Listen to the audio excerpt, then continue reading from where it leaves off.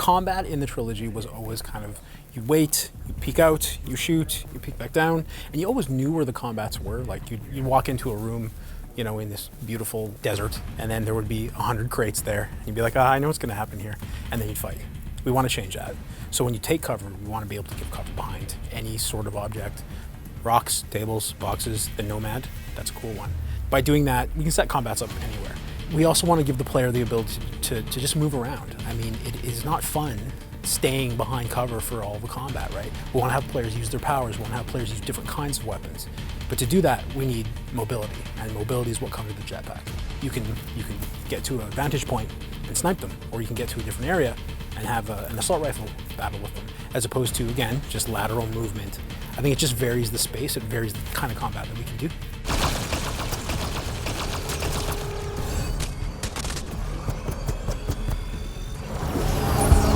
Combat has always gotten progressively better. The movement, the speed, the fluidity, it's always still gotten better. I think Andromeda, it's the best that we've done. So the ability to do multiple weapons, multiple powers, swap them all within combat, use squad commands, all those things is what we've inherited from the trilogy. I just think in Andromeda we've made them a lot better in each way. So to say that, you know, the way things were in Mass Effect 2 with the ability to take cover and swap weapons has gotten better in 3. And then now in Andromeda, we're taking all that stuff, we're throwing a couple new elements into the mix, but we maintain a lot of that basic fundamental that I think Mass Effect shooters is now based on, right? You can craft multiple different weapons. You have mods for those weapons.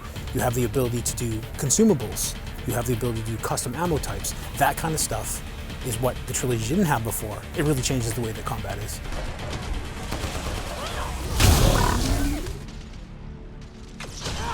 When you think about it, we create so many powers and weapons in this game, and so many of those have really cool gameplay effects, and they can definitely change how you play. Locking yourself into a certain class limits that and forces you to replay the entire game. We don't want you to have to be able to do that. If you want to stick with one class profile, you can. There's no one forcing you to do anything, and you can play every single thing in the game with that one profile, and all the powers that come out of it, and all the weapons that come out of it. But if you're feeling adventurous, you can switch, and you should be able to switch, and then go with a new set and a new. And you can also do favorites, right? You can pick this one power from this profile, an infiltrator power, for example. Pick a soldier power, put them together into a custom profile that you have. So we're not forcing the player to conform to anything. We allow them to switch. You have to earn these profiles. You have to earn these powers. You have to choose what you're putting your points into, just like any game.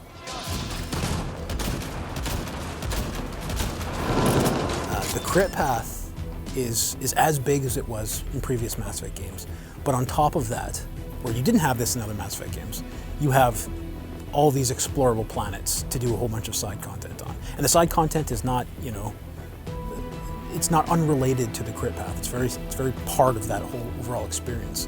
You can explore any one of these planets for hours and hours and still not be done with the content, and there's numerous planets. But on top of that, like I said, there's the crit path, and then there's loyalty missions. We wanted to invest heavily in the squad members that you have and form proper relationships with them, proper banter, conversations with them, things like that. So it's not like you get new squad members based on going off into the wilderness somewhere. We want to focus on the squad. Each squad has a loyalty missions. You build up your loyalty with them, you go on that mission with them, you confirm the loyalty. So we have all that, and then we have more relationship options than we ever had before. So I think that literally once fans play for one day, they will realize how big it is. It'll be massive.